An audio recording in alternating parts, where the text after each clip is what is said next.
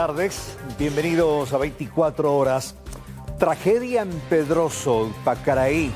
6 muertos, una familia desapareció, varios heridos y muchas preguntas que todavía no tenemos respuestas. Hoy vamos a abordar este tema, vamos a analizar y vamos a ver el video que muestra al vehículo a gran velocidad minutos antes del fatal accidente.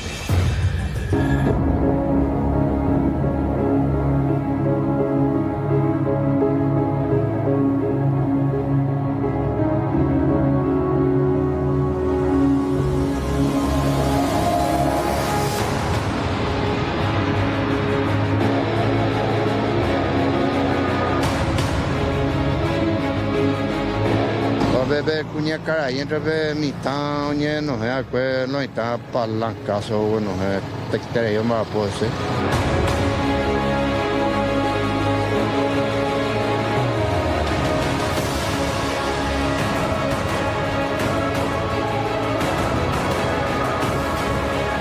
Cuando el accidente va ahí tiene auto.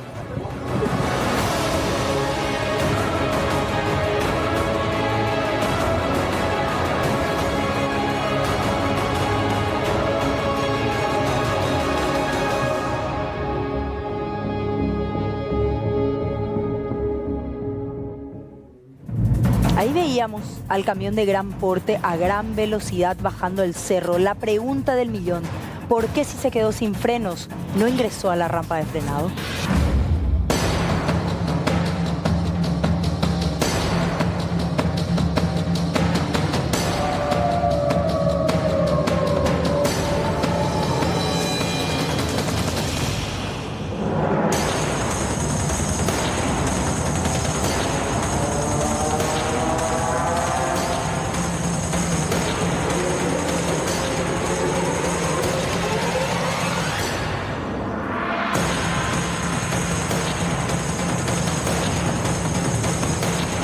Como federación, como central, solicitamos al Ministerio de Obras Públicas que se quite en forma urgente el semáforo.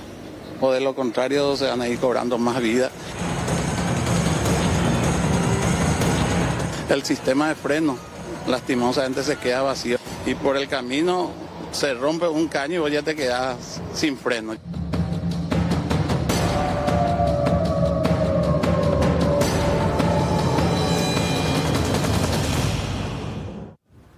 Y hoy también hablaremos de una mujer que vivía prisionera en su casa. Casi a diario era golpeada por su pareja. Testigos, otras 2 mujeres. Esta es una persona muy agresiva, por lo poco que vimos, ¿verdad? Voy a recabar más información con relación a esta persona, ¿verdad? Informe, en este caso, por ejemplo, si él no tiene algún antecedente aparte de lo que hay en el Ministerio Público, tal vez si no se viralizaba, ella iba a callar nuevamente, ¿verdad?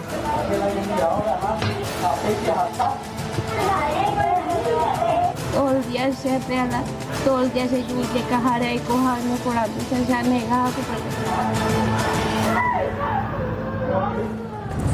Dramático descenso del río Paraguay. La situación es crítica también en la zona de Pilar.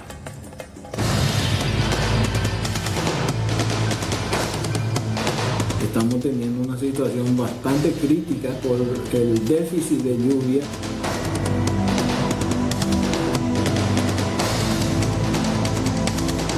y esta situación viene desde la naciente del Amazonas.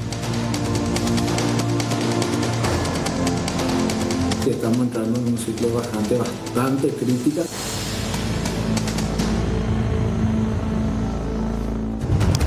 Vamos a arrancar con esta que es una noticia desde ayer destacada, luctuosa, trágica. 1 de septiembre, arrancar el mes de septiembre, 15:50 horas aproximadamente, kilómetro 47 de la ruta PI 02, cruce semafórico, más conocido como Pedroso. Lamentablemente en los últimos años, 30 aproximadamente, ha sido escenario de múltiples accidentes, de tragedias, y esto lamentablemente se sigue repitiendo. Exacto, algo que pudo haberse evitado si es que las autoridades ya tomaban decisiones de manera temprana, atendiendo justamente a los antecedentes que demuestra esa intersección. Ahora, le vamos a contar de manera cronológica cómo se dieron los hechos a partir de las imágenes de circuito cerrado. Ya partimos con una de ellas, este que muestra el instante en que una de las motocicletas que estaba transitando por ese tramo termina siendo arrastrada por el camión de gran porte, y en principio nos preguntábamos, ¿qué pasó con el motociclista? Porque un poco después ya no se tuvo información sobre él. La motocicleta aparentemente quedó debajo de los hierros retorcidos, al igual que los otros vehículos, pero el motociclista, Carlos, no estaba en el sitio. En este caso fue la primera víctima, la primera en ser tocada, llevada por delante por este camión que bajaba a una altísima velocidad, tomando como referencia el cerro de Caacupé. Es el primero con el que tiene contacto y a prima facie, en la primera imagen uno presume literalmente lo arrolló, lo aplastó. Exacto. Es lo que uno podría haber presumido y que este cartel no nos permitía ver con exactitud. Ahí está. ¿Qué pasó con él? Porque veíamos que cayó la motocicleta, cayó y él también. Fue arrastrada la motocicleta, no se puede ver en este ángulo al conductor, y también mirando este ángulo uno ya puede presumir que se llevó a unos cuantos vehículos por delante, porque justamente el impacto se da cuando el semáforo estaba en rojo y los vehículos estaban aguardando su momento para seguir la marcha. Veamos otro ángulo que se pudo captar mediante las cámaras de circuito cerrado ubicadas en las inmediaciones. Esto muestra de frente la manera en cómo es arrastrado el motociclista. Y acá mirando, Carlos, pareciera ser que lo lleva por delante. Claro. Pero según la información que se tiene es que el motociclista logra hacer una maniobra y arrojarse la moto, pero la motocicleta es llevada. Exactamente. Lo primero que hace el motociclista ahí cuando se percata, reza. Otra hubiese sido la historia si no tenía el casco protector. Entonces, en este primer contacto, el motociclista se salva. La moto queda aplastada, pero finalmente después, imagínate un camión con ese porte, con la carga que tenía, el peso que llevaba, la velocidad y todo un cúmulo de vehículos que un domingo a la tarde, de regreso a casa, estaban en el semáforo esperando la luz verde. Exacto, que terminó siendo una trampa mortal finalmente, porque quedaron retenidos. Este camión sin freno bajó con todo. O sea, al menos esa es la información preliminar que dan en el parte policial, porque eso es lo que especifican. Aparentemente una falla mecánica que habla de la pérdida de los frenos, pero eso está por verse aún. Lo cierto es que de esta manera descontrolada bajaba el camión de gran porte, ya sin poder el conductor detener la marcha. Por lo que vemos, ni siquiera iba hacia el lado de la rampa que se instaló allí justamente para evitar estos tipos de percances, por lo que avanzó hacia el cruce semafórico. Te interrumpo, sí, porque en instantes nos vas a comentar. Vos sabés que te adelanto nada más en la audiencia. Él venía en el carril derecho. A ver. Sí, hay unas tomas anteriores y llamativamente pasa en el izquierdo, que es el carril rápido. Pero ya en instantes tenemos también una infografía y unas imágenes que vamos a tratar de analizar. A partir de acá, ¿qué pasa, Judith? Bueno, y estábamos viendo ya previamente, justo cuando estábamos comentando algunos de los relatos referentes a este caso, el peor momento, el peor de los impactos, que termina sufriendo una familia entera que estaba a bordo de un automóvil. Estaba como conductor un joven de 25 años, al lado estaba su novia y atrás como acompañante estaban los padres y la hermana de la novia de este joven. Todos los que estaban a bordo de este automóvil perdieron la vida porque sufrieron el impacto directo del camión. Tenemos ese video para poder reiterar nada más que fue justamente lo que se pudo captar de costado, el momento en que lleva por delante a este automóvil y lo aplasta. Queda como un hierro retorcido. Ahí está. Esta es la otra imagen de circuito cerrado que muestra. Y vemos que previamente también, pero de manera casi superficial, arrastra a un vehículo tipo Mercedes, cuyos ocupantes también terminaron con graves lesiones. Y tengo entendido que una persona también que iba a bordo falleció, que sería una mujer. Una madre. Con eso suman 6 las personas fallecidas. 5, una familia entera que estaba a bordo de ese automóvil gris que veíamos. Una familia que venía de la celebración de la abuela de la señora. El papá, la esposa, la hija, el novio y otra hija menor de edad. 5 ocupantes, todos muertos, aplastados literalmente dentro del vehículo. Y ese mismo impacto hace que otro vehículo que estaba enfrente sufre las mismas consecuencias en la que viajaba una pareja con su bebé de 1 año y medio, donde hay unas imágenes bastante conmovedoras, pero alentadoras a la vez, porque se nota que alguien, una buena samaritana, rescata en brazos, ahí está, a la bebé de 1 año y medio, de entre los hierros retorcidos, mientras que la mamá ya estaba muerta. Exacto. Fíjense. Que pudo sobrevivir porque venía aparentemente en la sillita correspondiente, que es la parte de atrás. Se encuentra hospitalizado el bebé, pero lastimosamente la mamá no corrió con la misma suerte, es la murió. Sexta víctima. Exacto. 5 en un vehículo y otro. Y ellos estaban a bordo de ese vehículo que en principio es arrastrado porque no fue el de la familia inicialmente la que termina impactando o contra más bien este camión. Se puede ver como un Mercedes marrón. A bordo de ese es lo que se encontraba esta familia que consistía en mamá, papá y este pequeño. Se puede ver en ese video. Y lastimosamente ya este fue el escenario. De esta manera quedó una pena realmente terrible. No se podía ni siquiera identificar cuáles eran los vehículos que quedaron debajo de este camión de gran porte, que por cierto estaba trasladando varias cabezas de ganado vacuno. Varios también terminaron muriendo allí en el sitio. Dantesca la escena realmente. Ahí vemos las imágenes otra vez. Sí. Aparte de las 6 personas fallecidas, hay otras heridas, entre ellas el motociclista, el conductor del vehículo, cuya esposa murió y cuyo hijo también está internado, entre otras personas. Y es un sitio en el que habitualmente ocurre este tipo de percance por el tema del semáforo. Muajún se llama uno de los desvíos. Acá está. Y esta es la familia que horas antes, reiteramos, publicaban incluso fotografías del cumpleaños de la abuela, en la que estaban compartiendo, y habían salido después de esa celebración regresando hacia Ciudad Capital. Ahí está la familia. Falta aquí el yerno. Tenemos la placa con los nombres también para poder identificarlos. Ahí también el yerno. Él estaba al mando del vehículo. Exactamente. Sí, y como acompañante estaba su novia, y atrás la familia de la novia, para que se pueda entender la ubicación de cada uno dentro del automóvil, que lastimosamente terminó retorcido con todos ellos adentro. Nadie se pudo salvar, imposible, por lo que se podía ver en la escena. Y vamos a repasar las identidades. Don Hugo Cristaldo Benítez, 50 años, conocido docente. La comunidad, por cierto, lamentó su fallecimiento, el de su familia también. Rosana Méndez Caballero, 51 años, la esposa de este señor. La madre de estas 2 jóvenes, Fiorella Cristaldo Méndez, de 14 años. Estos 3 iban atrás. Don Hugo, Rosana, Fiorella iban atrás. Mientras que Jazmín Cristaldo Méndez, de 25 años, iba enfrente como acompañante, junto a su pareja, que veíamos ya también la fotografía. Él iba como conductor. Ahí está, joven. Ambos de Roger Iván Estigarribia. Eran estudiantes de la Facultad de Economía de la UNA. Lilian Andresa Martínez Ojeda, 39 años, es la mujer que terminó perdiendo la vida en el otro vehículo, que es la mamá de este chiquito que fue rescatado, que veíamos en el video. Reiteramos, hasta ahora hay demasiadas preguntas al respecto sobre esta tragedia. Una tragedia, ¿se pudo haber evitado? Una tragedia en la que todavía se preguntan las autoridades, ¿necesaria la instalación de un semáforo en una ruta internacional? La congestión que eso genera. Y decía, hay una persona, era como el bowling, colocar en las piezas que finalmente se haya desbaratado y llevado por delante todos esos vehículos. ¿Qué otra arista tenemos, Juan, para compartir con la audiencia sobre esta situación y que ya tiene que ver con la cuestión vial? Exactamente, Carlos, Judith. Accedimos a este documento, Manual de Carreteras del Paraguay. Este documento tiene 1500 páginas y básicamente expone todos los detalles acerca de cómo se debe construir la ruta. Hicimos una reconstrucción virtual de cómo ocurría este accidente, haciendo referencia al punto de inicio. Fíjense ustedes en este mapa que podemos poner a pleno un ratito, el que está en el video wall. Este mapa que nos puede hablar un poco también del inicio de este suceso.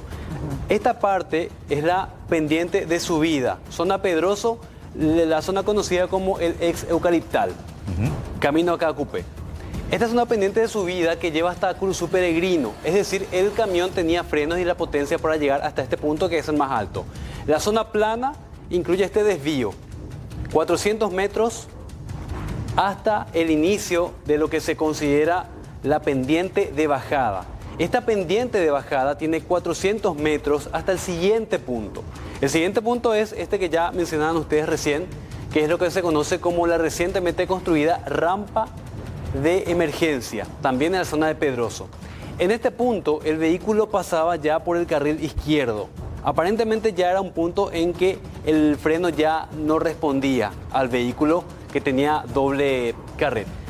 Y ahí estamos viendo el punto de tragedia, el semáforo de Pedroso. Desde la rampa de emergencia, ahí estamos viendo que también hacía zigzag, hasta el punto del accidente, 1.400 metros de recorrido de este camión. Es decir, este fue el tramo en donde lastimosamente no hubo otro punto de frenado para evitar esta tragedia. Escuchaba un poco más temprano a Mercedes, incluso también, que esta rampa podía haberse colocado un poquito más abajo y no en la zona de salida exactamente del Cerro Caacupé. Pero justamente cuando se hizo la rampa, que de hecho ya hubo otros accidentes en la zona y tanto se había solicitado, porque los vecinos que vivían allí muy al costado de la ruta siempre corrían peligro sus viviendas y ellos mismos, de que se hicieron estudios técnicos.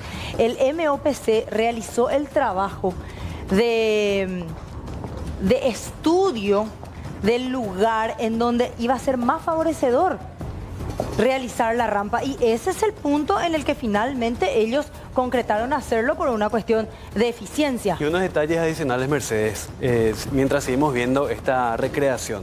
La unidad de diseño geométrico del manual de carreteras establece que en pendientes de curvas verticales la inclinación debe ser de hasta el 8%. Es decir, hoy nos explicaban los técnicos del MOPC que esta ruta está diseñada para evitar el tipo de accidentes. El problema se da cuando en algunos vehículos, ya sean vetustos o por algún tipo de imprudencia, el peso excede a la capacidad de frenado del propio vehículo, y ahí es donde lastimosamente se pierde la capacidad de acelerar la marcha por un lado y por supuesto frenar en casos de emergencia. Entonces podemos concluir, o por lo menos hablar, de que no hay un problema en el trazado de la ruta.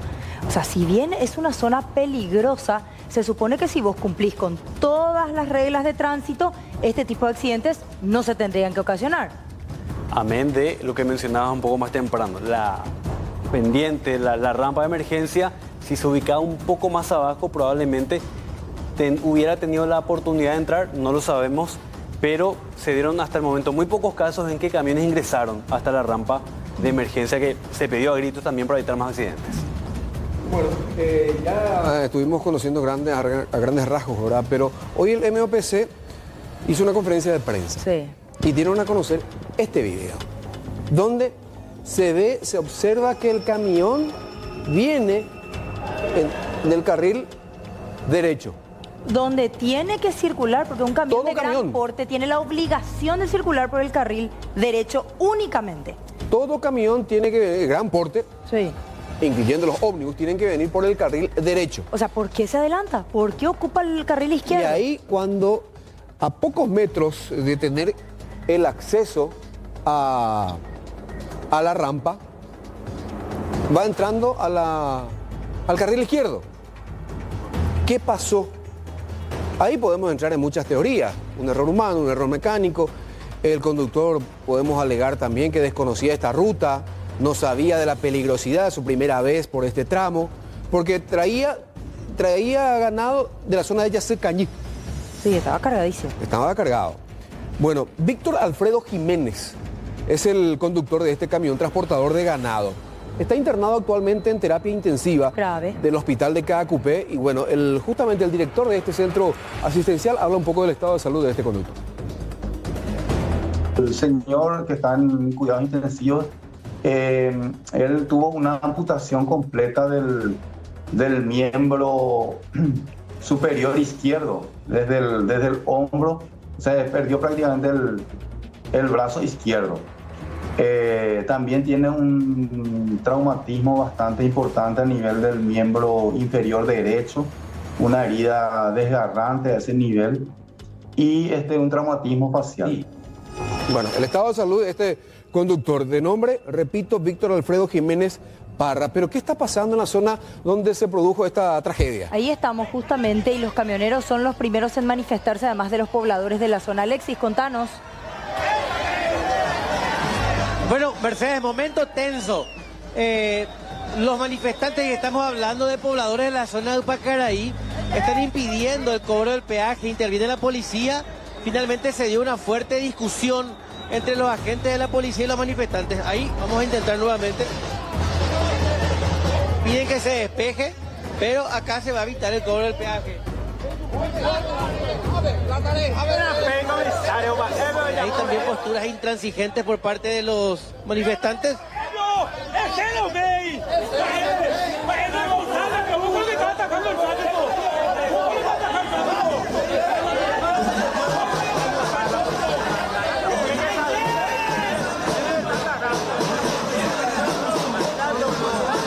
Desafío directo al comité.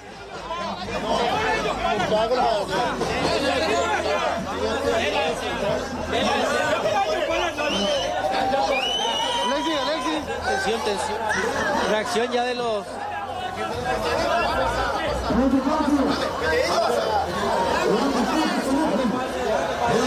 Ahora se deja pasar a los automovilistas. El propio comisario está dirigiendo el tránsito.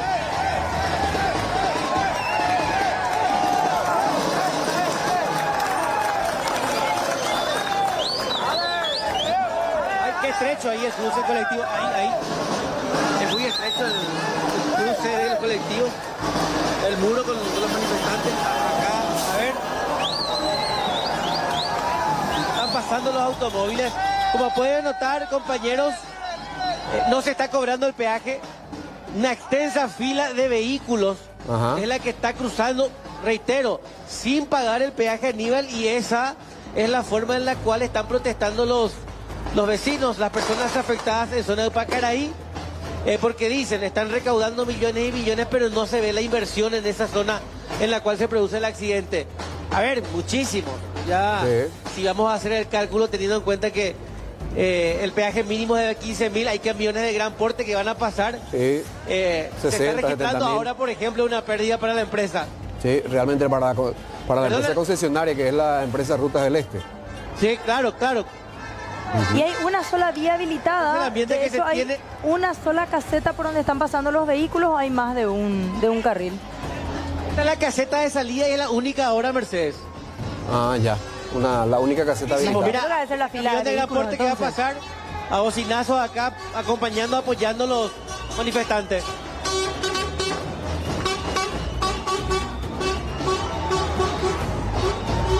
Esto están entrando a Asunción, Alexis.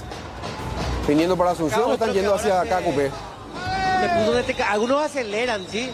Porque esperaron mucho para cruzar y algunos ya están cruzando de manera impaciente, pisando el acelerador y aprovechando también que no se está cobrando peaje porque cerraron las ventanillas. Y la fila sigue siendo extensa. Ahora pasa una ambulancia, Ajá. No, te preguntaba, Aveiro, ¿estos vehículos están yéndose hacia Asunción o yéndose hacia Cacupé? La ambulancia. Este es el tramo de salida, es dirección a Pacaraí. A Pacaraí. Allá, mira, allá voy a tratar de pasar. No, hay una persona que está como dirigiendo el tránsito. Siguen pasando los vehículos, ya es incesante. Ahora va a pasar un colectivo, o sea, yo te decía recién al 15.000 peaje mínimo y el costo para los vehículos de gran porte es otro. Y este es el ambiente que se tiene. Bueno, Alexis, ¿el reclamo es cuál? ¿Cambiar el trazado, mejorar el trazado? Es la única forma hacer una que este obra. gobierno entienda que vamos a ir a un paro general de camioneros. ¿Es esta la solución? No es esta la solución, pero lastimosamente el gobierno nos está buscando a que vayamos a un paro general. En ese tramo, ¿cuál es la solución del semáforo? La eliminación del semáforo. Ese plata que hubo ahí en Pedroso, que armen el viaducto. ¿Por qué? Porque el viaducto es la solución, no es ir a poner más camineras, ir a poner más reguladores de velocidad. Porque cuando viene frenando el camión, se calientan los camioneros. Evidentemente me habla de causa. Soy el gremio. Presidente de la asociación Viva los Camioneros. Y es la única forma de que el gobierno entienda que este es un peligro. Esas rotondas que se hicieron son un peligro. ¿Cómo no calcularon para hacer las cosas? ¿Qué pudo haber pasado? ¿Qué sabe? ¿Freno? No, ese fue un calentamiento de freno. Pasando el punto de experiencia, ¿qué pudo haber sido? No, fue un problema de freno. Fue un problema de freno. Le asustó el chofer. Te asusta, el camión te asusta cuando no frena. Te asusta. ¿Por qué? Porque vos pisaste el freno y nunca se quedó. Es la única solución que hagan el viaducto. Anivejo, Upati, y La Plata, pea la tema. La peaje. Sí, es caro el peaje, estamos pagando caro el peaje. Ahora la gente, gracias a esta juventud, gracias a estos vecinos, estamos haciendo justicia. Están pasando gratis los muchachos. Porque es la única solución en el país. Entiendan, gente. Siguen pasando los vehículos con este ambiente. Vení, Jorge. Alexis. Vamos a ver si es que... ¿Y la gente que quiere ir a este sector? ¿Quiere ir a CKQP? ¿Los vehículos? Ahora quiero mirar eso, Aníbal, por eso me moví. Ajá. Quiero fijarme, porque esto es de ingreso para Caraí. Y salida, a ver, salida, medio. Ah, están pasando. A ver, esto es para salir a CKQP. Acá están cobrando, sí. Uno habilitado y se está cobrando. Pero fíjate que el flujo de salida es mucho menor. El de ingreso hacia el Pacaraí, hacia Itagua, hacia la zona de desvío Patiño, hacia San Lorenzo, es esto, constante. Ahora que dejaron pasar los vehículos, aquel será el último vehículo que estaba en la fila. Sin embargo, allá viene otro bus y ya, bueno, son incontables los vehículos que pasaron desde hace cerca de 10 minutos cuando... Reitero, como medida de protesta, ahora no se está cobrando peaje de salida, 15.000 guaraníes para los vehículos de menor porte. Bueno, acá está también el grupo que está encabezando la marcha, los líderes también desde... Enviamos de parte de la Junta Municipal al MOPC. Nunca tuvimos respuesta de ellos. Inclusive, una sola respuesta tuvimos de un cruce de Sargento Ure que está en el centro. La reunión que tenía que haber hoy con Obras Públicas. No tenemos nosotros nada de eso. No son partícipes, porque decían que iban a reunirse a la mañana ahí. Obras Públicas, la municipalidad. Nunca nosotros no nos avisan nada, nunca nos avisan. ¿Dieron autorización para esto? ¿Eso es así? No, el de la autorización le voy a facilitar el convenio que se hizo, con la MOPC durante el proceso que se estaba haciendo el ensanchamiento, ellos ya tenían que estar preparando para el viaducto. Nosotros viaducto es lo que necesitamos en esa zona. No solamente Pedroso, Juanjú, el Pacaraí, el país necesita un viaducto en la zona. ¿Todo paso de nivel viaducto vehicular? De esto es de 650 metros, pero ellos salen con la historia ahora que no hay plata. 12 millones de dólares está construir eso, pero 12 millones de dólares cuesta una vida. ¿Cómo se construye sin prever eso, la zona? Siempre se supo que era peligrosa esa parte de la ruta. Y para eso el viaducto es para que pase los camiones de gran porte. Lo inicial no estaba previsto eso. Está inicialmente. Están haciendo pasar ellos una adenda, una adenda que nunca llega. Ellos se nos comprometió que en un año iba a construirse el viaducto ya. En esta zona ya se iba a estar ya colocando los pilares para los viaductos. El viaducto es el viaducto con pilotes como el que está en el Botánico. Bueno, la explicación de qué es lo que quieren los vecinos, de qué es lo que están pidiendo Obras Públicas, de qué... Señora, le escucho. Sí. Quiero nomás poner a conocimiento de la prensa que están preparando para una represión. Nosotros no queremos una represión, lo que queremos... ¿Qué dice? Porque escuché. ¿Y por qué estoy parada allá cerca de ellos? Bueno, y lo que nosotros queremos es que venga un representante, alguien de Ruta del Este, del Ministerio de Obras Públicas, alguien que pueda venir a conversar por lo menos con nosotros para ver una solución viable a la situación que estamos pasando en la comunidad. Yo vivo a 2 cuadras. ¿Qué tal? Hace 42 años. Y hace 42 años existen los accidentes, sí, genial, pero de esta magnitud es la primera vez que sucede porque no se previó el tema de quedarse en el semáforo tanto tiempo. No se hizo un carril específico para los camiones que pierdan el freno y principalmente se puso en un lugar extremadamente mal esa rampa de frenado que nada tiene que ver porque los problemas siempre fueron a partir de la comisaría para acá. Y esa rampa de frenado muy poco sirve para... El problema de la ruta, ahora el problema de la inconsciencia de los conductores sube. Por supuesto que va a sumar, pero ¿qué hace una persona En eso tal es una cadena, porque los empresarios tienen que poner en forma para que los choferes puedan salir. Es una cadena de todo, pero sumado a esto, ese semáforo que se pone ahí, empeora la situación. Gracias. Nada más. Bueno, ¿qué pasó acá? Ahora menos vehículos.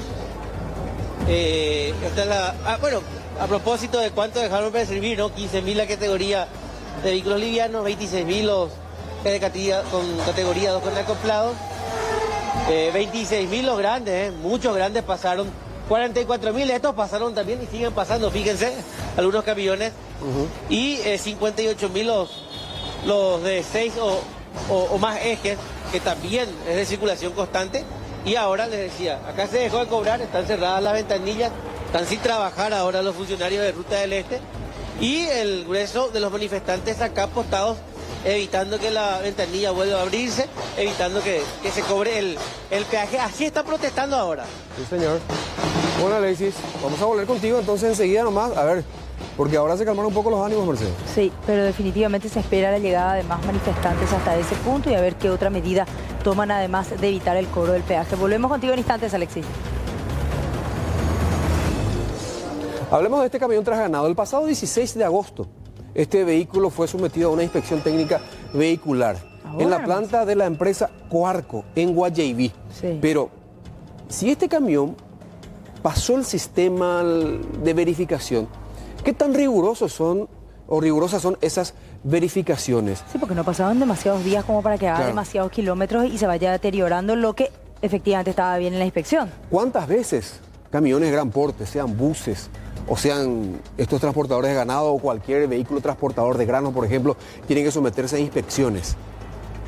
Cada un año, 2 veces al año. Los buses, por ejemplo, que renuevan la habilitación. La habilitación, pero algunos colectivos, algunos buses, incluso ya un poco entrado en años, se someten a 2, 3 veces.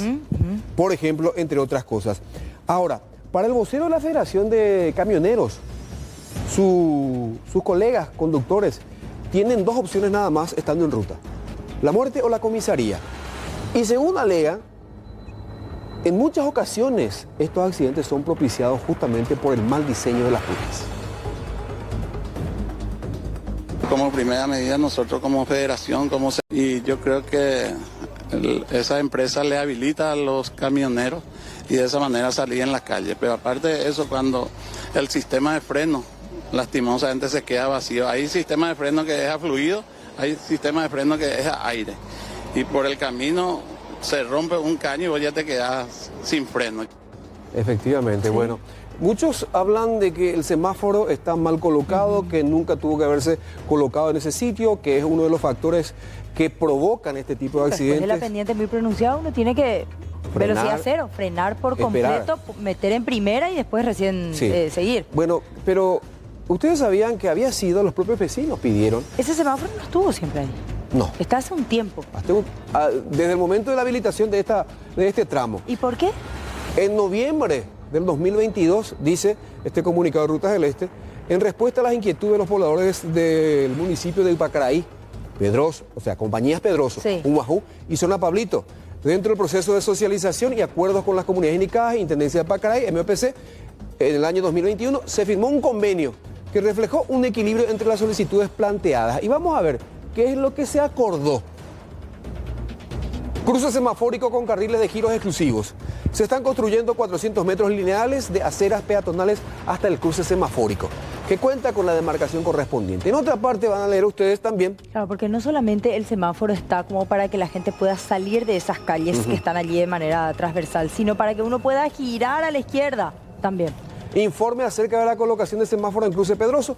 Su diseño e implementación, dice, se realiza basándose en el proyecto aprobado y las normativas vigentes. Pero vayamos a lo que hoy hablaron en el Ministerio de Obras Públicas y Comunicaciones en conferencia de prensa. ¿Qué es lo que van a hacer de manera inmediata? A partir de mañana. ¿Van a sacar el semáforo? No. Pero porque en realidad habría que analizar si esa es la solución. No, no es una solución. La definitiva por lo menos no es. Vamos a ver las placas. ¿Qué es lo que van a implementar ya desde mañana?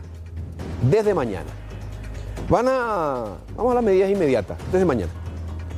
Control permanente en Curuzú Peregrino, de parte de la Policía Caminera y de Dinatran. ¿Y en qué momento se dejaron hacer esos controles?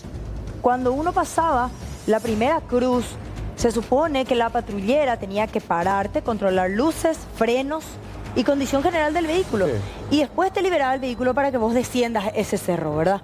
Pero hubo denuncias de pedidos de coima y por eso se dejó de hacer. Pero ¿qué tanto también pueden hacer? Ahí te puede funcionar el freno, hasta ahí después. Bueno, pero ya en la pendiente es otra cosa. Controlar, me parece interesante, en rutas, en otros países se hace eso, te para la policía y te dice, a ver, mostrame las luces, mostrame el freno, hagamos una prueba. Y eso que hay muchas sierras, muchas pendientes en Brasil. Después sobre todo, van a implementar controles con radares. Con radares. Después van a establecer un retorno a la altura del Curuzú Pablito. Se cree que va a terminar en 45 días. En 15 días empezarían los trabajos, en 30 días van a culminar. Y después, una pasarela peatonal en la zona de... Siempre de Pedroso, en el cruce semafórico. Ahí, bien frente al súper. Bien frente al súper. 90 días. La ejecución. Eso significa, si yo tengo el retorno y tengo la pasarela peatonal, se supone que ese semáforo va a dejar de existir porque ya no tiene sentido. Porque aquel que quiera cruzar la ruta tiene que integrarse a la ruta, hacer el retorno y volver y doblar en todo caso a la derecha o seguir hacia el cerro. ¿Y cuál va a ser la solución definitiva? ¿Cuál? Segunda placa. Un paso a desnivel, o sea, un viaducto. Para el que viene... De Pedroso a Junhuajú. De Junhuajú a o sea, Pedroso. el que cruza la ruta pasa por arriba. Sí. Y el que baja el cerro pasa por abajo. Por abajo. Aunque sea a toda velocidad. Sí. ¿Y porque dónde no vaya a puede parar frenar. si hay que perder el freno, por ejemplo? Allá por el peaje. Sí. Paso a desnivel. ¿Y esto en cuánto tiempo va a estar? Va a estar concluido. En al menos 1 año y 6 meses. ¿Por qué tanto? Porque ahora se va a empezar a trabajar en el proyecto ejecutivo. Pero 2 años ese tramo estuvo cerrado. Los vecinos y todos los que circulaban en esa zona sufrieron durante 2 años un súper proyecto elaborado que estuvo habilitado 6-8 meses y ahora va a tener que esperar otra vez otros 18 meses para que este sea seguro. Con un presupuesto nuevo, una adenda nueva. Se va a hacer una adenda. Cada vez sale más caro ese tramo. Escuche, y podría repercutir en el costo de los peajes. Por lo menos en ese tramo explotado por el consorcio Rutas del Este. Pero escuchemos, sí, escuchemos lo que decía el viceministro de Obras Públicas, Hugo Arce. Lastimosamente no vamos a poder saber si fue un error humano o una falla mecánica del vehículo, pero el camión de repente estaba viniendo por el carril correcto para poder usar eventualmente la rampa de escape, pero antes de llegar al mismo, él utiliza el carril rápido y ya continúa su viaje hasta impactar con los vehículos que estaban esperando en el semáforo. El semáforo se va a reemplazar cuando tengamos la solución definitiva. Lo que ahora estamos evaluando es bajar la cantidad de movimientos permitidos con ese semáforo, bajar de 5 movimientos a 2 movimientos. Entonces eso se va a poder implementar con la construcción de ese retorno que te mencioné, ¿verdad? Y eso permitiría que el flujo de vehículos ahí sea más intenso sobre el tronco principal. Se va a hacer con una adenda, eso habría que ver, hay que entender que esto es un negocio, ¿verdad? Una APP, ¿verdad? Pero tengo entendido que no creo que eso afecte mucho ese aspecto, pero hay que trabajar en ello, es una parte financiera ya del proyecto. Proyecto legal, hay que ver, en principio estamos hablando de un homicidio culposo, 6 fallecidos. Ahora, la Fiscalía tendrá que establecer la realización de una pericia mecánica por sobre todo para establecer si efectivamente esa persona, este conductor, es pasible o no de un procesamiento. Si se comprueba, por ejemplo, que debido a una falla mecánica... ¿Qué culpabilidad puede tener? Ninguna. Ya hubo caso incluso. ¿Y si pero no solamente no se comprueba eso? Pero si de repente se comprueba simplemente que hubo una pérdida de freno, no es suficiente como para decir no tiene ninguna responsabilidad, porque ahí se tiene que establecer si no hubo sobrepeso, exceso de velocidad, otros factores.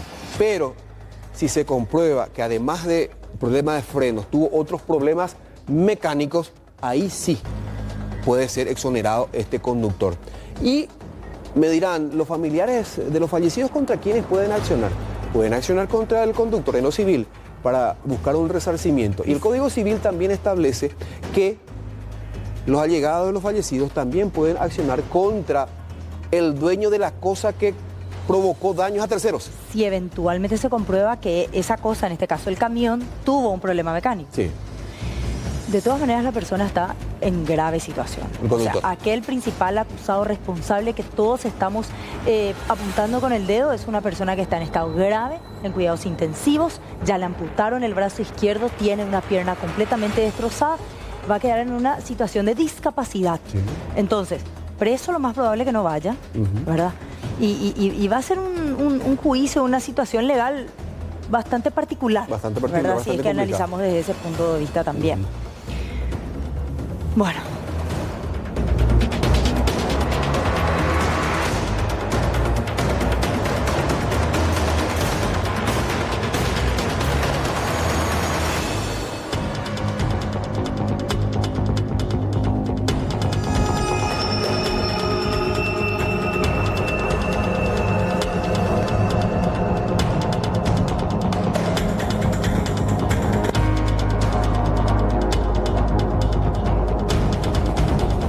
Algunos parlamentarios consideran a la zona de Pedroso como prácticamente un cementerio, Carlos, y esto teniendo en cuenta la gran cantidad de accidentes que se siguen sucediendo. Siempre hablamos de Pedroso como una zona trágica. Exactamente. En los últimos 30 años, cuantiosa la cantidad. Y esta imagen me recuerda de esta cobertura, creo que fue una de las tragedias más importantes en cuanto a cantidad de muertos. Exactamente, Carlos. Estamos viendo las imágenes del peor accidente ocurrido en la zona de Pedroso. Corresponde a este percance del año 2011. Ocurría exactamente en junio de 2011, kilómetro 44 de la Ruta 2. Un tracto camión impactaba contra un bus de pasajeros. Al menos 15 personas fallecieron durante el choque y otras 29 resultaron gravemente heridas. La fiscal del caso indicaba que el motivo del choque fue, fíjense el dato, el chofer del tracto camión de marca Scania habría estado bajo la influencia del alcohol y que este estado habría producido una maniobra brusca que desembocó en la tragedia. Yo recuerdo, Carlos, ese día amanecíamos con esta terrible noticia porque ocurría en horas de la madrugada y era una imagen dantesca realmente la que transmitíamos ya desde tempranas horas. Y este camión responsable del accidente venía de Brasil, iba con destino a Asunción, mientras que el bus de la empresa San Luis se dirigía a Ciudad del Este al momento de producirse este choque frontal en particular.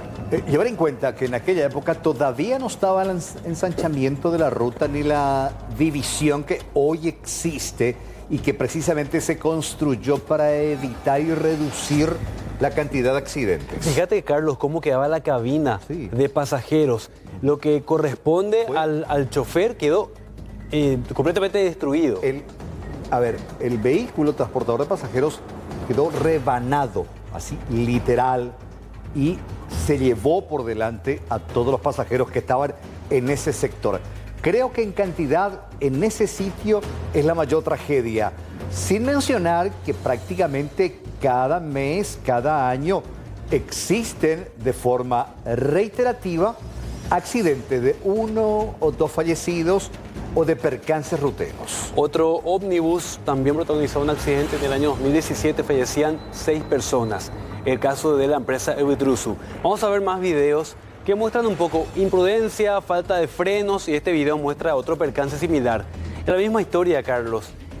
Camiones de carga, peso excesivo, recalentamiento de frenos y la consecuencia es esta. Las cámaras de seguridad que ya fueron instaladas en el sitio para hacer un recuento por lo menos de los percances, siguen captando este tipo de accidentes. Aquí la pregunta es, ¿cuál es la solución? ¿Podemos poner del inicio con un audio, por favor? Rojo.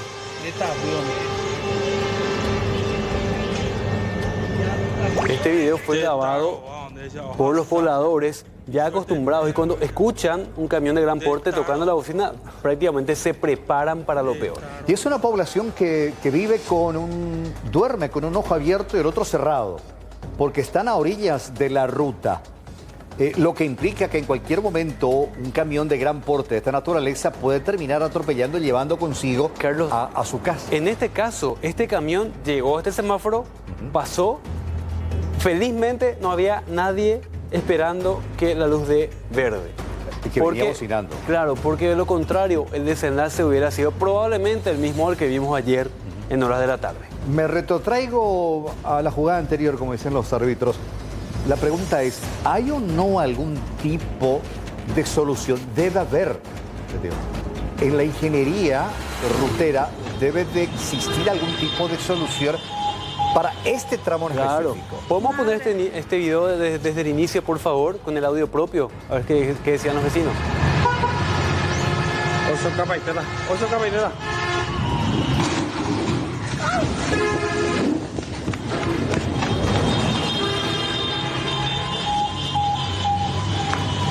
Madre. Esos vehículos terminaron en la cuneta, Carlos, porque fueron empujados por el otro camión que también quedó sin freno. Ahí está, fíjense la cantidad de vehículos que quedaron en la cuneta. Impresionante. Sí, fíjense nuevamente, a ver con el sonido ambiente. Oso capaitera.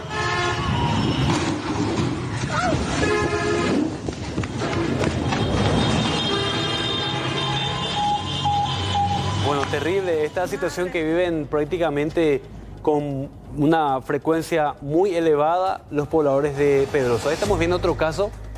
Este camión llevaba ladrillos. Sí, me acuerdo del caso. Quedó sin frenos. 5 de enero del 2023. Hace un año y poquito. Sí. Ahí murió creo que el chofer. Exactamente. Y los materiales ahí regados por el costado de la ruta. Una tragedia más.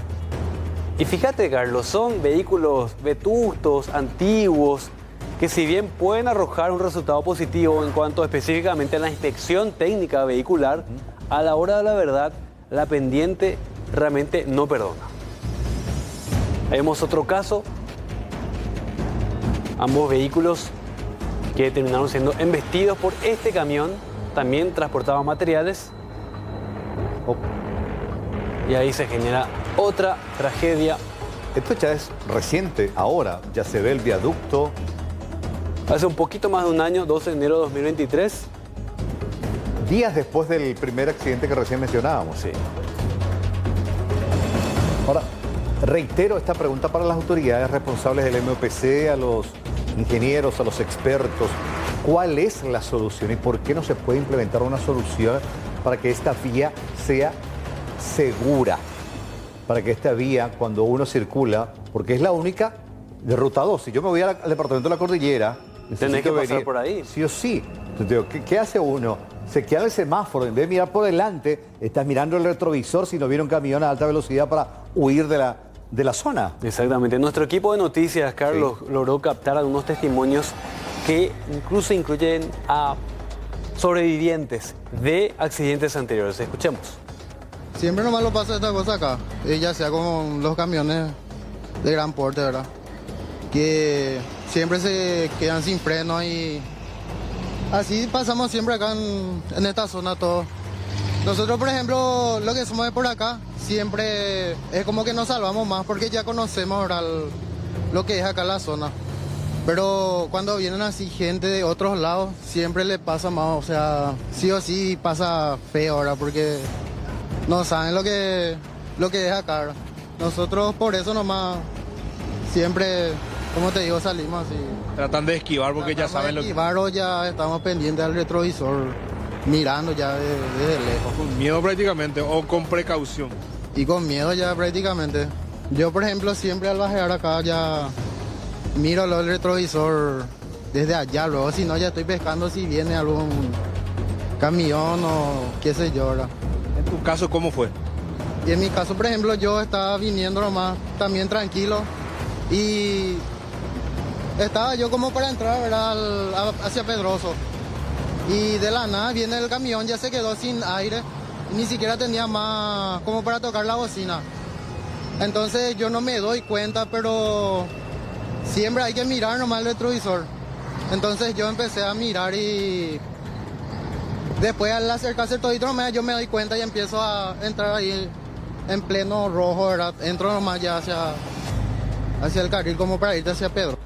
Y soy uno de los sobrevivientes de la tragedia que suele haber acá. ¿Qué pasó en tu casa? Y hace cuestión 2 años antes del ensanchamiento de la ruta, vino un camión desgobernado, también entró, arrasó toda la muralla completo. Prácticamente me dejó 7 días sin luz. Y por milagro me salvé. Y los camioneros le denominan la bajada a la muerte a esta ruta. Y no sé cuál sería la solución, ¿verdad? Un viaducto, no sé. Es muy peligroso. Porque el semáforo no es tampoco el problema. No creo que sea la solución. El tema es que los camiones vienen ahí, ¿verdad? Y vienen con la cara, frenan, alguna vez el tambor se rompe y ya vienen a toda máquina ya. ¿Quién le ataca? Imagínate, vamos a atajar un camión de 35.000 kilos, ¿verdad? Y acá la gente espera en el semáforo que la habilite y le llevan por delante. Es todo un tema. Ya han ocurrido varios. Varios ya. Con los pocos años que estoy viviendo acá, 13 años, varias veces ya he visto accidentes feos. Una pena. ¿Y a vos te tocó pasar por uno? Sí, claro, pasé por mala experiencia. Y duele en el alma verle a los compatriotas muertos ahí en la ruta.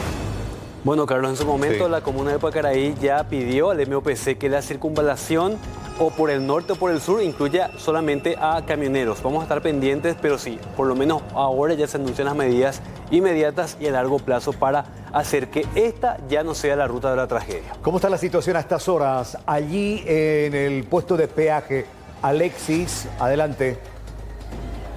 Carlos, la estación de peaje está tomada. Ese es el término inclusive utilizado por los pobladores, por los manifestantes, por quienes encabezan esta manifestación. Y el tramo de salida en dirección de Pacaraí y el puesto específico está abierto y los vehículos están transitando libremente sin pagar el mínimo de 15.000 y el máximo de cerca de 80.000 guaraníes. Así que la única forma en que ellos levanten esta medida de protesta y eviten que más vehículos sigan circulando por acá sin que paguen el peaje es si algún representante de la concesionaria de Rutas del Este se hace presente a negociar, a hablar o plantearles una solución, o alguna autoridad de obras públicas y comunicaciones están dispuestos a pasar la noche, a pasar la madrugada y a esperar que lleguen las autoridades, y mientras tanto no permitirán el cobro del peaje.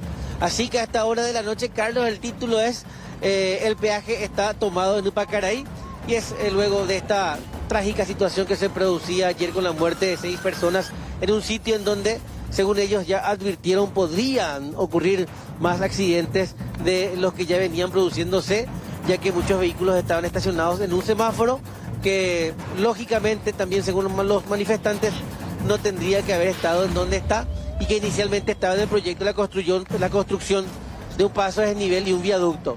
Reiteramos esta información: tomaron el peaje de Pacaraí y van a permanecer hasta que alguien hable con ellos. Bien, perfecto. Gracias, Alexis. Vamos a estar midiendo el pulso de la información. Reiteramos esta noticia. Está ocurriendo ahora, ahí en el peaje de Pacaraí. Gracias, Alexis. Hasta luego. Esta es una persona muy agresiva, por lo poco que vimos, ¿verdad? Voy a recabar más información con relación a esta persona, ¿verdad? Informe, en este caso, por ejemplo, si él no tiene algún antecedente aparte de lo que hay en el Ministerio Público. Tal vez si no se viralizaba, ella iba a callar nuevamente, ¿verdad?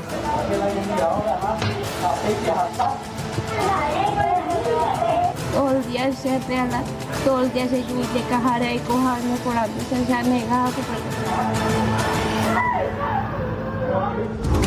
Bueno, y entre las noticias destacadas de la jornada, este allanamiento en el interior de una congregación que está ubicada en la ciudad de Lambaré. Una congregación que, por cierto, funciona dentro de un garage de la vivienda de la persona investigada. Estamos hablando de un pastor que ni siquiera tenía los registros, aparentemente, para hacer el funcionamiento de los cultos aquí en el interior de su vivienda. Pero ¿qué es lo que ocurría allí y por qué esta comitiva llegó de manera sorpresiva para detenerlo? Y también en la búsqueda de evidencias.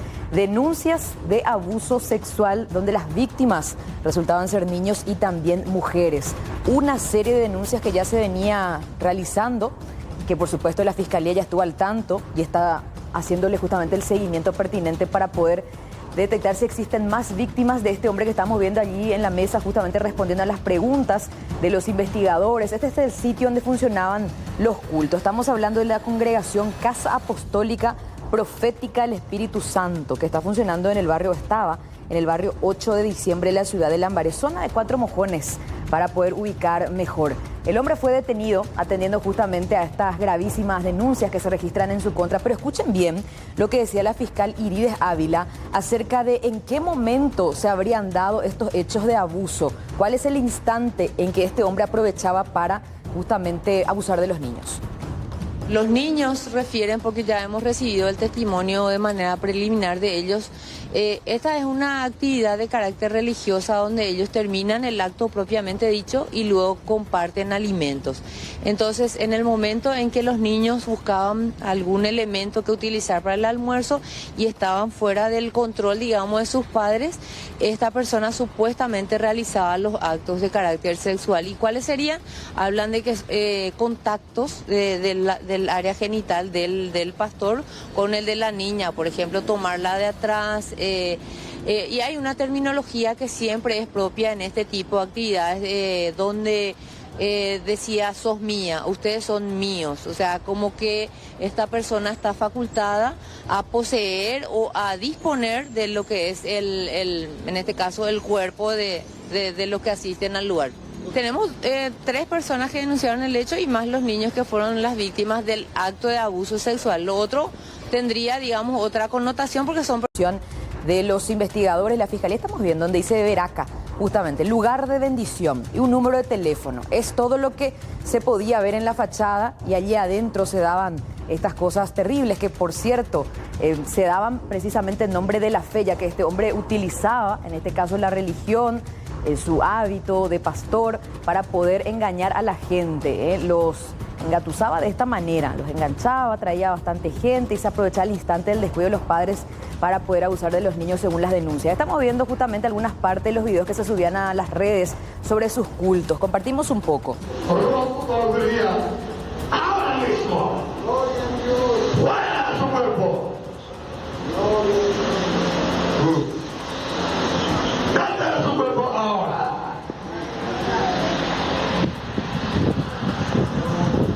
¡Fuera!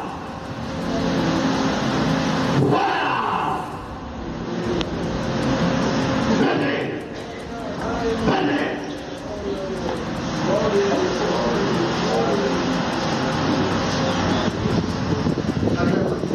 Abre. Gracias. Porque yo sé que a partir de la noche comenzará su milagro, su sanidad. En el nombre de su Espíritu Santo, ministra de cura, sanidad. En el nombre de Jesús. Gracias, Padre. Yo lo declaro sana. Yo lo declaro libre. En el nombre de Jesús. Bueno, y lastimosamente en esto creía la gente que iba por su fe. Sin embargo, ¿quién estaba por detrás? Una persona que ya venía persiguiendo a los niños, a mujeres, la congregación. Algunos lo denunciaban, pero el resto de la comunidad no creía, por lo que se seguían dando los cultos y en medio a eso estos episodios. Sé que sumaron tantas víctimas hasta ahora. Y veíamos una especie de liberación en este culto, donde por cierto consistía allí en un ritual con gritos de por medio, y acá donde él hace una prédica dirigida justamente a los seguidores de las redes sociales. Escuchemos un poco. Nos dio vida eterna y recuperó todo lo que... Tú también quieres ser parte de esta gloria derramada sobre la tierra. Este es tu tiempo donde la gloria de Dios está para ti. Y al morir y al resucitar, nos dio vida eterna y recuperó todo lo que Adán perdió. Y nos pasó a nosotros todo lo que Adán perdió. Nosotros hoy en día lo recibimos. Bueno, nada más para que tengan ustedes una idea del tenor justamente de sus predicas. Mucha gente que acudía al sitio, por cierto, que le creía a este hombre, pero que en realidad por detrás había algo oscuro. Estas denuncias que lo relacionaban con hechos de abuso infantil. Terrible realmente, mujeres también de por medio, ahora está detenido. Y por otra parte también saltó aquí la interrogante acerca de las habilitaciones correspondientes, porque finalmente se pudo constatar que él tenía dentro de su propia vivienda esta congregación, pero que no tenía ningún tipo de permiso o autorización. Escuchemos lo que decía precisamente el viceministro de Culto, David Velázquez, sobre esto. La institución no está registrada en el Registro Nacional de Culto y por lo tanto tampoco están registrados sus responsables. Nosotros respondimos a un oficio del Ministerio Público y también estamos enviando en realidad una misión de fiscalización de la entidad para recabar datos respecto de su funcionamiento irregular, porque al no estar habilitada, su funcionamiento se vuelve irregular y se expone a sanciones de carácter administrativo, ciertamente.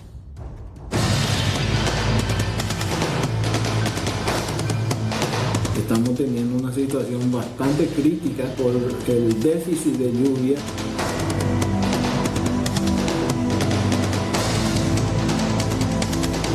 Y esta situación viene desde la naciente del Amazonas. Estamos entrando en un ciclo bastante crítico.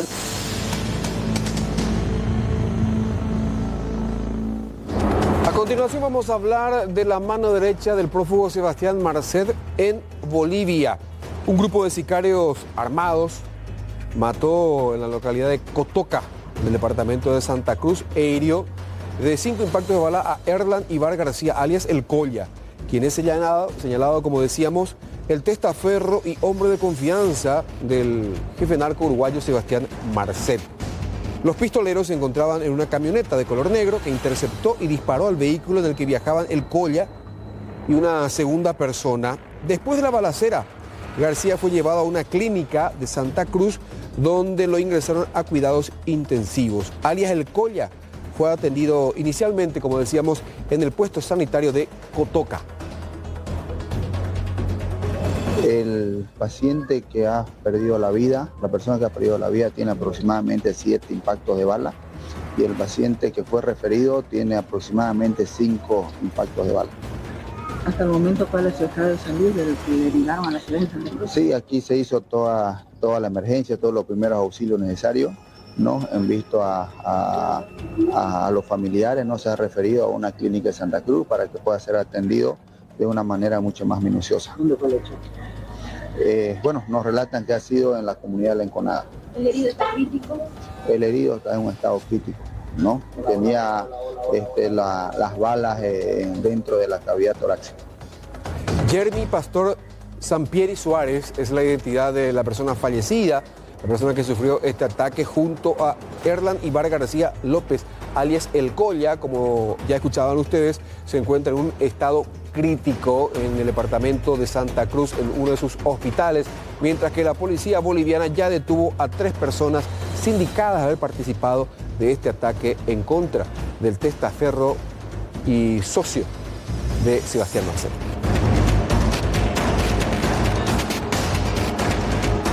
Y un grupo de delincuentes asaltó un negocio en San Miguel, departamento de Misiones. Ellos actuaron con extrema violencia.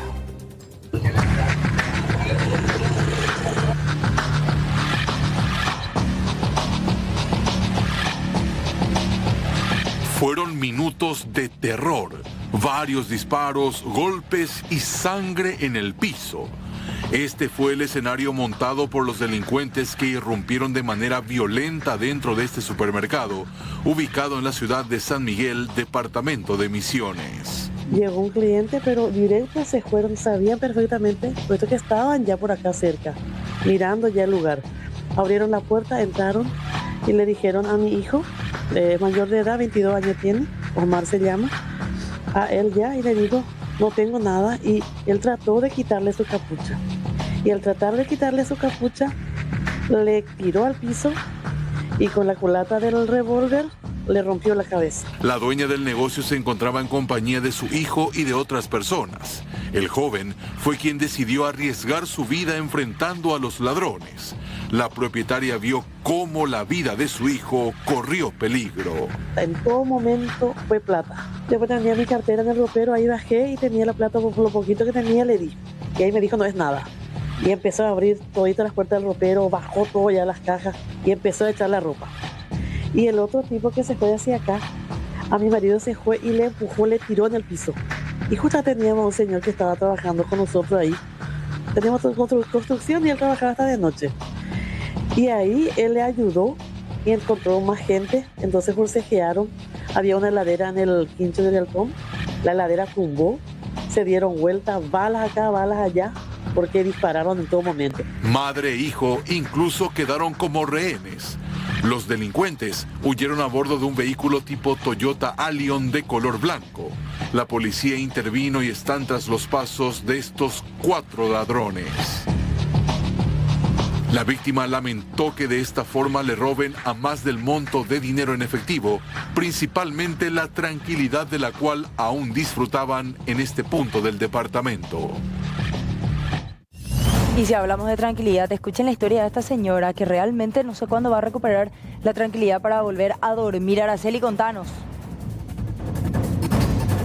Sí, Mercedes, esto que ocurría en la ciudad de Capiatá, en el barrio Santa Rosa.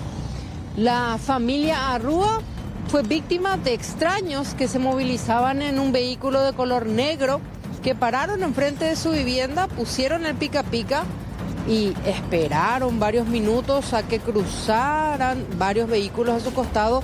Y cuando ya no venía ni uno por la calle Rojas Cañada, ellos empezaron a prender 2 bombas molotov y arrojaron por la vivienda de la familia Rúa. Escuchemos lo que nos dijo la principal afectada, la señora Domingo, que una de las bombas cayó cerquita de su ventana, la ventana donde ella estaba durmiendo.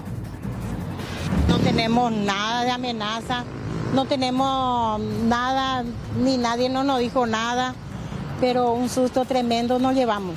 ¿Escuchaste el impacto? Escuché yo el impacto, pero ni pensé que era eso. Ya un vecino vino y nos golpeó la mano, dijo, entonces salimos y encontramos ya el fuego acá. Y estamos asustadísimos, no sabemos de dónde vino, ni de para quién, ni fue una equivocación, no sabemos. Para hacer una broma es muy mal gusto y muy grande el perjuicio que va a hacer si es que llegara a quemar. Ahí vemos el marco, tu puerta, casi agarró. Y yo me levanté, yo apagué con agua, ya me levanté, apagué porque el fuego seguía todavía y por suerte que no agarró el marco. Y menos mal que un vecino también vio que vino a decirnos rápido porque o si no se iba a prender más. Tu hermano acá enfrente también que escuchó. Hermano que también escuchó que alguien golpeaba y salió a mirar y dijo, llame al 911. Yo no llamé del susto, pero ya hice la denuncia esta mañana y vamos a ver ahora. Ojalá que no vuelva a ocurrir. No es justo.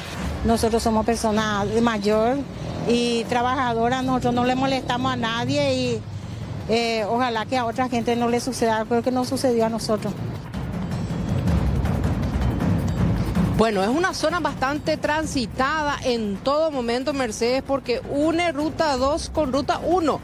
Lo más extraño y lo que más preocupa a esta familia es de que hicieron la denuncia en la comisaría 59 y más allá de personarse el personal policial en su vivienda, observar las imágenes del circuito cerrado, escuchar un poquito la preocupación de la familia, de los vecinos que fueron los que avisaron a ellos de lo que estaba ocurriendo, es de que el personal policial les indicó, les dio la guía en medio de todo este shock de que consigan más circuitos cerrados en lo que sería de enfrente de su vivienda hacia la ruta número 1 para que ellos puedan continuar la investigación, siendo que la familia cuestionaba y se preguntaba, esto debería de ser un trabajo ya en conjunto con la fiscalía. Ellos no recibieron amenaza, nunca en su vida tuvieron conflicto con otras personas, me mencionaban, es una zona tranquila, ellos residen ahí desde hace mucho tiempo. Y si es que se trató de una broma a mal gusto, de una equivocación, pues tienen mucho miedo también de que esto vuelva a repetirse dentro de esa zona de Capiatá. Sí, realmente muy llamativo lo que ocurrió en esta vivienda y más llamativo lo que plantea la policía y la fiscalía, que sean ellos los que estén buscando las imágenes para poder dar con los responsables. Retirado de los pelos, realmente. Ellos son las víctimas, así que la fiscalía y la policía tienen que hacer la investigación y poder dar con los responsables. Gracias, Araceli. Gracias, Mercedes.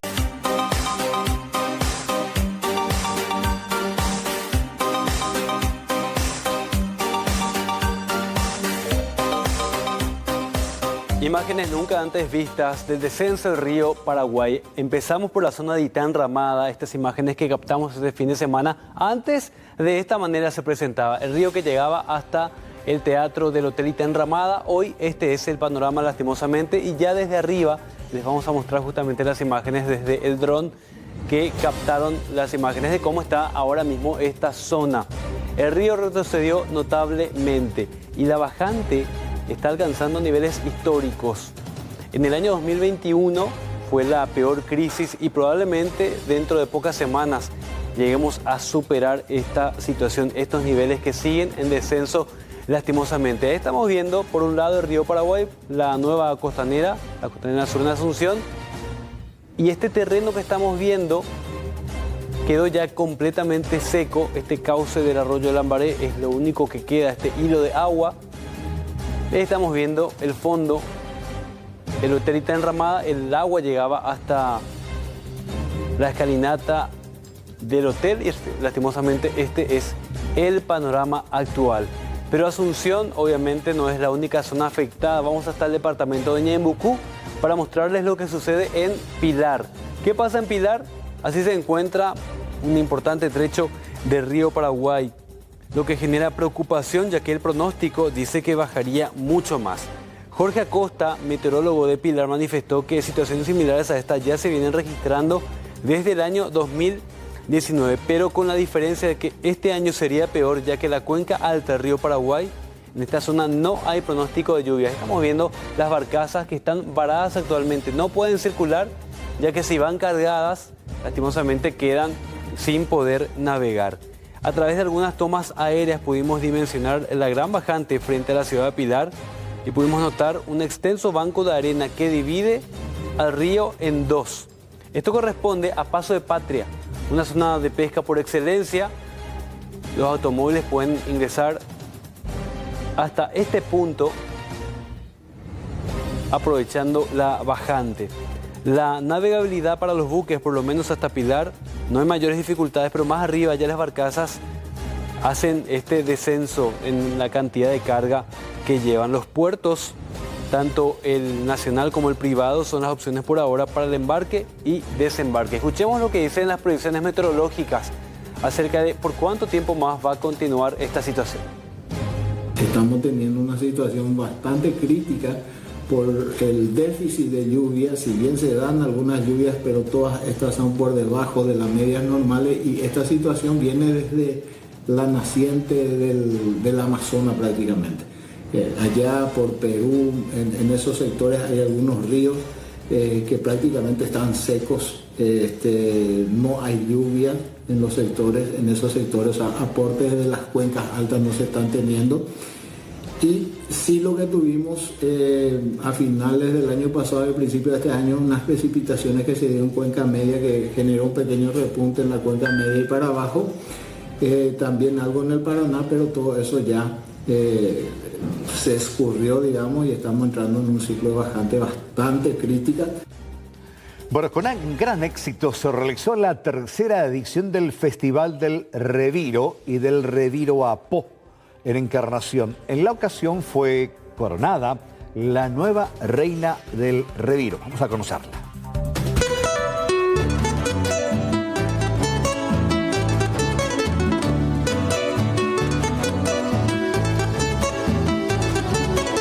Bueno, tenemos 28 participantes provenientes de 10 distritos del departamento de Itapúa. Eso hasta los últimos registros, llegaron hasta última hora, muy contentos. Hay gente que no llegó ya de algunos distritos porque no se enteraron, no sabemos qué pasó ahí, pero el año que viene comprometieron más distritos en la presencia. Fabián, muy contento, 28 participantes, como decíamos, muy agradecidos con las instituciones y las empresas que hacen esto posible.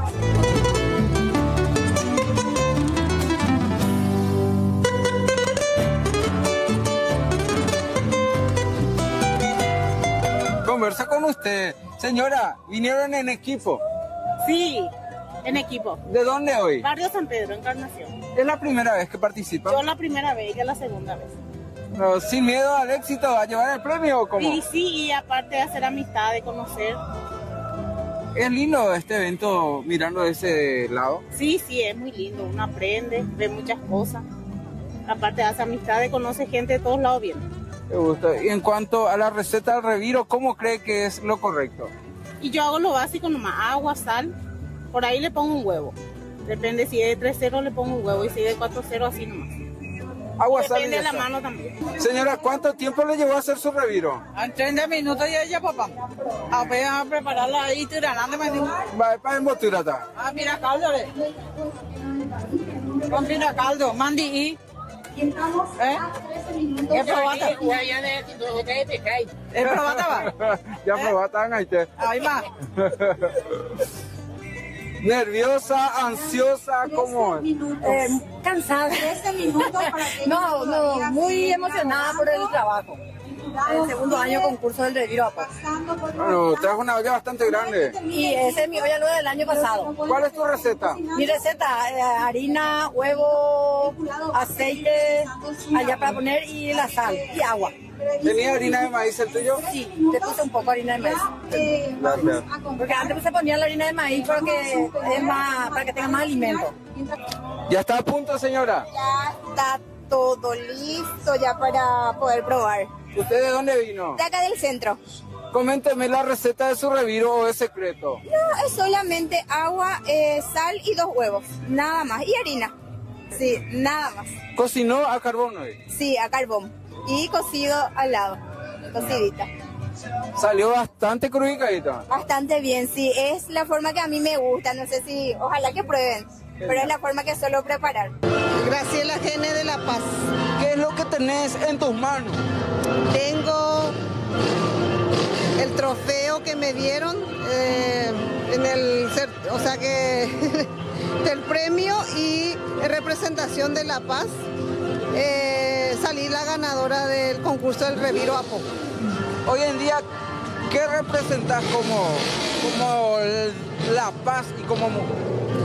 Hoy ya soy soy la nueva embajadora del Reviro APO de La Paz. Es algo muy importante porque venimos de una familia que el reviro es lo principal en la mesa y es muy importante para mi familia en sí.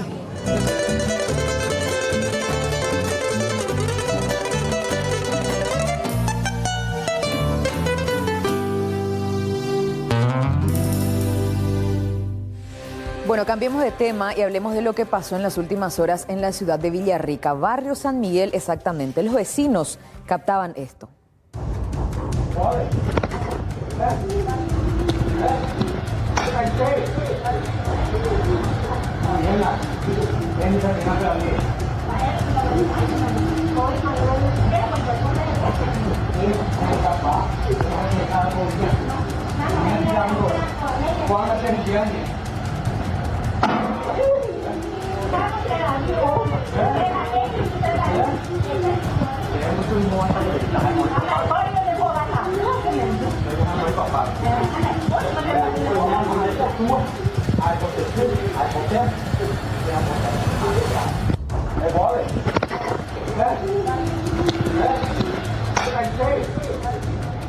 Bueno, mediante este video y mediante la intervención de los vecinos, la fiscalía, la policía se constituyó hasta esta vivienda para poder rescatar a esta mujer que estaba siendo víctima de violencia de género. ¿Cuál fue su pecado en ese momento? ¿Por qué salió de la casa? Estamos hablando de una mujer que prácticamente es prisionera con sus hijos. Dentro de esta relación la prohibían tener celular, amigos y salir de la casa. Y este hombre de 26 años es el que se le ve en el video, por cierto, siendo grabado por los vecinos, un elemento fundamental para poder justamente darse este proceso, o si no, en todo caso, iba a terminar como una denuncia más. Terrible realmente, Carlos Mercedes, lo que se observaba en este registro por la violencia en cómo era atacada esta mujer que viene sosteniendo esta relación abusiva y viviendo estos malos tratos ya desde que empezó la relación, según lo que ella contó. Ella se va a rezar. Imagínate, se fue a un rezo. Sí, ahí cerca de la casa. Pero evidentemente la situación de aislamiento por el que ella pasa es extremo, porque en un momento en el video hasta la suegra le reclama. Sí.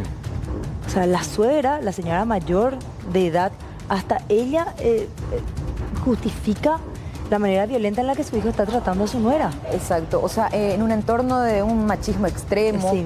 así como también de sometimiento por parte de las mujeres, porque allí No, estaba... imagínate las escenas que ven los hijos. Sí, allí estaba la mamá de este hombre y la tía también que veíamos allí parada sin hacer absolutamente nada, siendo testigos nada más de lo que estaba pasando, que era esta brutal agresión en contra de esta joven, que su pecado fue ir allí a la vuelta de la casa a un rezo. Regresó, ¿qué es lo que pasa? El hombre regresó antes de que ella esté en la casa. Y ese fue el motivo de toda esta reacción que no se justifica en lo absoluto y que ella viene viviendo hace más de 10 años. Incluso... 10 años. Sí, no solamente ella vive las consecuencias, o sufre más bien las consecuencias de esta relación abusiva. Los hijos también, porque tienen 2 hijos menores en común y el que ya está en etapa escolar tampoco estudia porque es un prisionero más dentro de este. O sea, el papá tampoco le deja salir de la casa, ni para estudiar, ni para ir a la escuela. 29 años tiene el hombre. 26 tengo entendido. 26, Sí, es jovencísimo. bastante joven. Los dos son Y hace jóvenes. 10 años, Qué bárbaro. desde los 16 años. Exacto. Y la joven madre que creció en este entorno también, pero ahí finalmente terminó naturalizando estos hechos lastimosamente. Qué difícil, ¿no? Él ahora está preso, Sí. no sé hasta cuándo, pero finalmente qué difícil le va a costar a ella salir de ese entorno y qué mucho soporte familiar e institucional va a necesitar a partir de ahora. Sí. Porque es fácil agarrar, llevarlo preso al tipo y abandonar a la víctima. Exacto, y es más, ahora que estás mencionando esto, se dio un episodio bastante particular dentro de lo que respecta al procedimiento por parte de la policía, porque se dieron 2 llamados al 911. Los vecinos ya estaban escuchando gritos, peleas, no fueron indiferentes, eso hay que destacar. Llamaron al sistema 911, llegó una comitiva de la comisaría jurisdiccional, pero ¿qué pasó? La mujer los recibió y negó, regresó otra vez. Un poco después, un segundo llamado ingresó, ya advirtiendo sobre lo que estaba ocurriendo y que finalmente ya fue registrado en este video que veíamos, y la mujer terminó admitiendo lo que estaba ocurriendo. Es innegable. Y se animó finalmente a hacer su denuncia, pero formalizar, por supuesto, que es lo que ella no hizo hasta ahora, si bien ella llegó a decir que supuestamente ya lo había denunciado, pero no hay registros al respecto. Pero escuchemos lo que decía esta mujer víctima de esta relación abusiva. Se salva yo. Pues si llega a salva yo, y pues agradece a mi vecino vivo de voluntad, pues se ayuda, agradece a y super la situación durante 10 años. Desde el primer día, en vieja, es fecha, la amenaza, pero voy que vuelvo. Ya ni baño, pues negativo, ya hace años. Ya me pongo a jugar, ya pero no me coin. Igual que con Hay plata, es muy, no se puede ir. Todo el día se pela, todo el día se llueve, cajaré y cojaño por antes se negado porque ella ojota la mape, ojota o atropellar la mape porque informal cuando hay todo porque ya tú siempre se arriba en mi calle de hoy. Bueno, sea que Guilletereí es lo que decía en esta última parte de la entrevista y no es para menos por todo este episodio que le tocó vivir. ¿Escucharon la parte donde decía que hasta para ir al baño tenía que pedirle permiso al hombre? Así de extrema era la situación que vivía esta mujer. Y por cierto, el hombre que fue detenido es David Luis Benítez Acosta, 26 años, que tiene 2 hijos en común con esta mujer. Está detenido actualmente y ya imputado también, y se pidió la prisión preventiva. Sin embargo, hay otras diligencias pendientes y esto nos explica la fiscal Rosa Arzamendia. Tal vez si no se viralizaba, ella iba a callar nuevamente, ¿verdad? Esta es una persona muy agresiva, por lo poco que vimos, ¿verdad? Algunos ya quitan sus conclusiones y por lo que hoy también, ¿verdad? Me tocó hablar con ella, ¿verdad? Le vi afectada a ella demasiado. Ella ya está siendo contenida por los psicólogos del Ministerio Público. Voy a recabar más información con relación a esta persona, ¿verdad? Informe, en este caso, por ejemplo, si él no tiene algún antecedente aparte de lo que hay en el Ministerio Público, Juzgado de Paz, ¿verdad? Ya oficié todo, Policía Nacional, también pedir que se le evalúe psicológicamente al procesado a los efectos de saber el perfil psicológico de esta persona. Hoy, estos despidieron con mucho dolor y mucho desconsuelo a Hugo Alberto Cristaldo, de 50 años, a Rosana Méndez, de 51, su esposa, su compañera, Jazmín Cristaldo, de 25, una prominente estudiante de economía, y Fiorella Cristaldo, de apenas 14 años, la más pequeña de la familia. La comunidad educativa está también muy afectada por esta pérdida, ya que los Cristaldo eran una familia de docentes reconocidos y apreciados en la zona.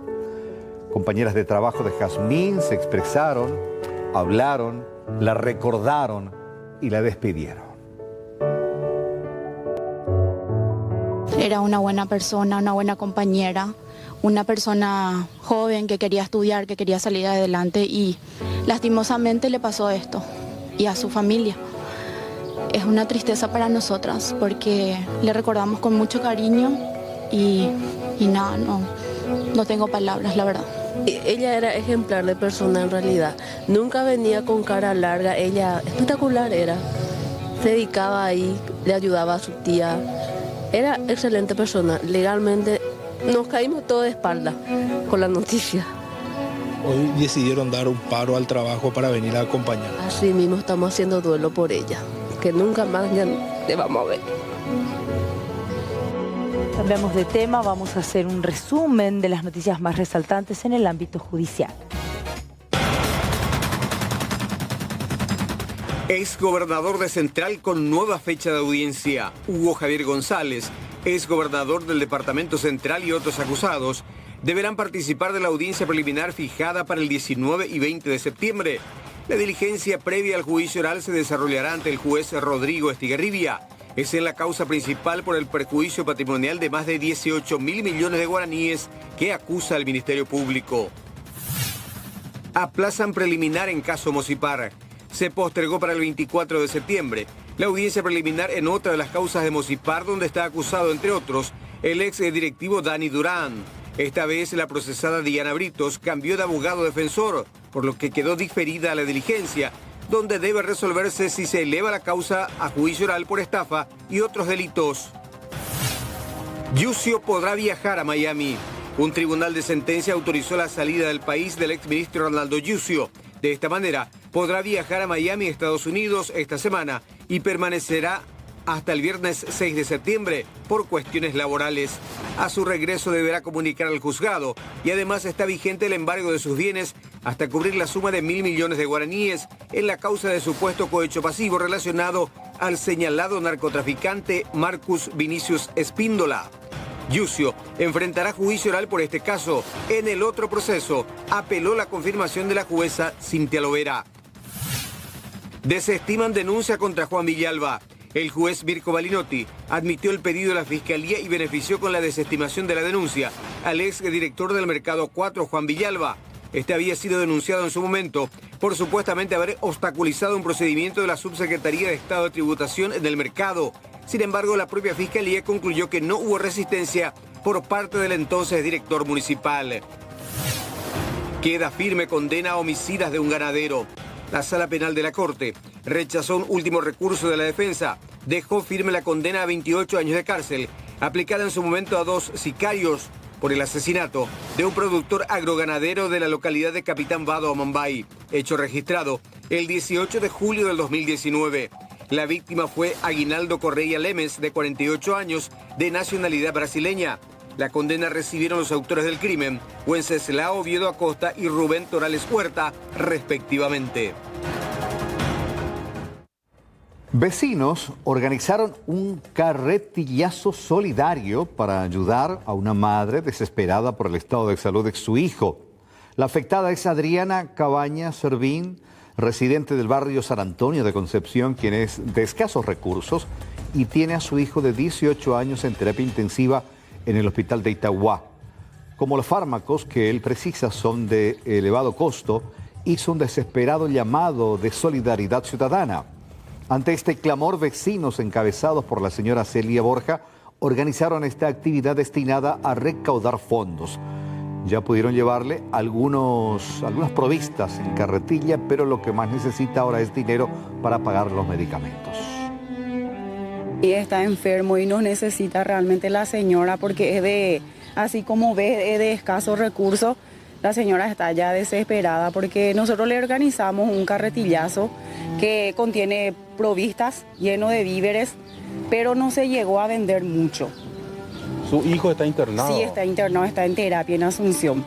Y por lo que yo sé que nadie sabe hasta ahora lo que tiene, sí, su enfermedad. Pero requiere de mucho medicamento. Sí, muchísimo. Y todos los días, ese es el... Requiere de sí, requiere de muchos medicamentos. ¿Y no, el hospital no tiene dónde está él? No tiene. Es especial los medicamentos que él tiene que utilizar. Es muy especial, no es que el medicamentos que tiene en los hospitales. Ahora, como vecinos, ¿ustedes qué piden ahora? Y realmente lo que pedimos es que si le podemos ayudar, dinero lo que necesitan. Dinero, porque todos los días le piden dinero ahí los doctores para los medicamentos que él tiene que utilizar.